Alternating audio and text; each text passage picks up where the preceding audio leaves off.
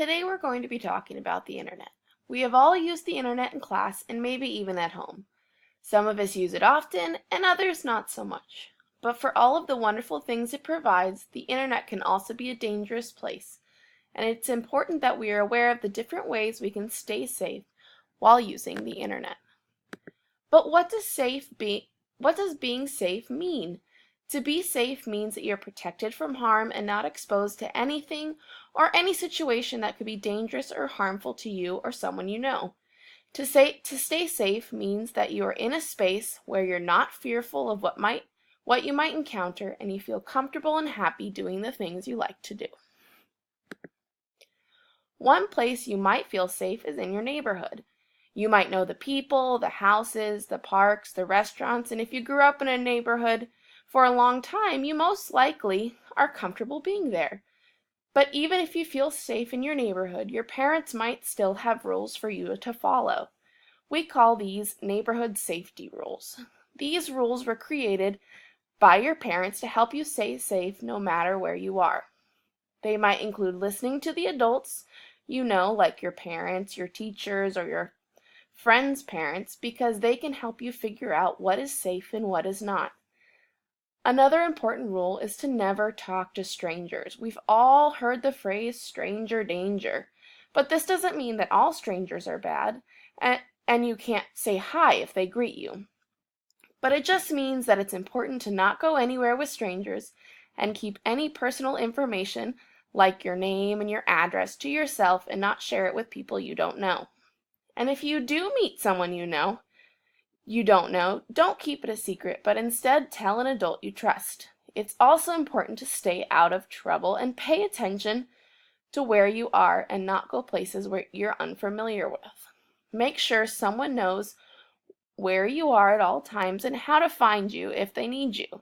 These are all great ways that you have been taught to be safe in your neighborhood. And guess what? Being on the computer and the internet is just like being safe in your neighborhood. There are places and people who make you feel safe, as well as some places that are dangerous, and it's important to recognize how to spot a safe or dangerous situation. When you're on the internet, you should always ask your parents or an adult you trust to check out the site you want to use and to give their permission. They can check to see if the site is okay or if it's not appropriate. You should also always tell your parents what sites you have been on, and never keep it a secret. Just like you wouldn't go to a sleepover at your friend's house without their permission or without letting them know what you're doing, you should also not keep those things from your parents when you're on the internet. You can even create an internet safety contract to discuss the specific internet rules for your house, like who you can talk to, what sites you can go to, and what to do if something makes you uncomfortable. On the internet, it's also important for you to never talk to people you don't know, just like in real life. If you are on a site that lets you talk to people through messages or add new friends, make sure you know who it is on the other end of the message. People can seem nice when you first meet them, but if you don't know them, in real life, you'll never know for sure. If you come across someone you don't know who's trying to talk to you or get you to go meet them, tell your parents, then ignore them, or have your parents block them so they don't bother you anymore. Be choosy about who your friends are online, unless they're friends in real life. When you're on the internet, it's also extremely important to never share personal information with other people, especially strangers. If a stranger ever asks for your name, address, age, specific information about you, phone number, or even a computer password, tell an adult immediately. You should never give away that kind of information to others because someone could use it in the wrong ways. It's important to make sure you know the websites you're visiting as well. If you click a website that makes you feel uncomfortable or bad, trust your gut instincts and leave the site. Your brain tends to know when something is wrong and will give you clues to get away from the dangerous situation. Just like being in an unfamiliar place in your neighborhood, where you can run from the danger, get away from that site and go report it to your parent. Tell them what happened and how it made you feel, and they will help you get rid of it and stop you from seeing it again. If all else fails, follow follow the website traffic light clues. A website traffic light helps you figure out if a website is just right for you to use. A just right site is a site that's fun, age-appropriate, and feels good to use. It's a website at your level that's not too old or too young, but gives you games or information that's just right for you. The first site is a green website. A green website is a website that has information just for you. It can have games, brain breaks, learning games. It can also have learning tools to help you with reading, writing, math, social studies, science, and even art. You can use the internet for research to find nonfiction information or something you are curious about. A green website has words that are readable to you and are not too challenging that you have to ask every other minute. It does not ask you for personal details about yourself, like where you live or what your full name is. A green website can also be sites your teacher wants you to visit, or a site that your parent has found and they might have bookmarked it for you so you can get to it easily.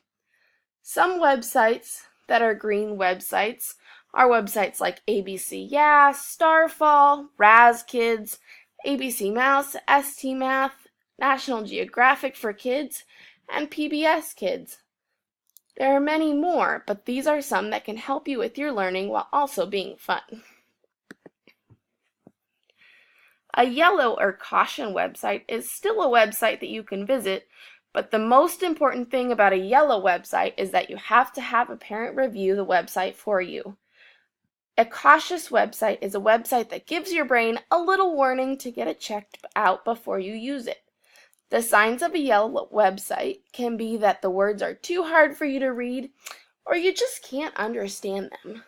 They have information that you weren't searching for, and it might even ask you to create an account using your email or phone number.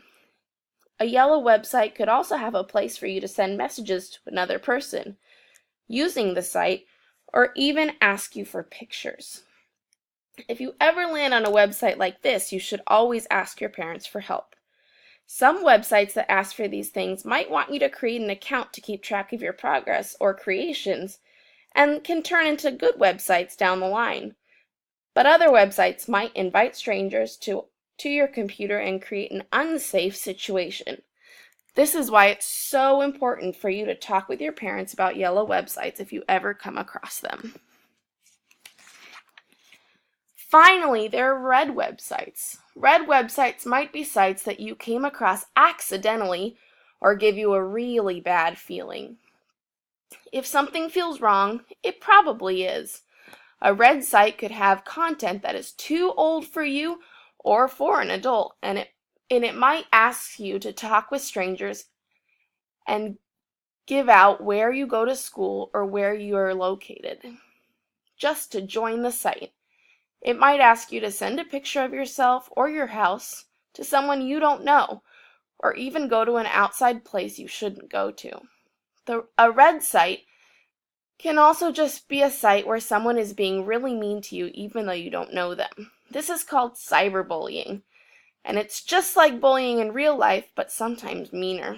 If you come across a website where other people are calling you names or being unkind, then that is a red site and you should tell your parents to block them because they're not okay, just like you would tell your parents about a bully at school. In the end, the internet can be a great tool for learning and fun, but without the proper information about how to stay safe on the internet, it can change its effectiveness. It is important for you to learn these rules for staying safe so that you can use them in the future as you explore and experience more and more websites. And when in doubt, always refer back to your parents, your website traffic light, and how you feel.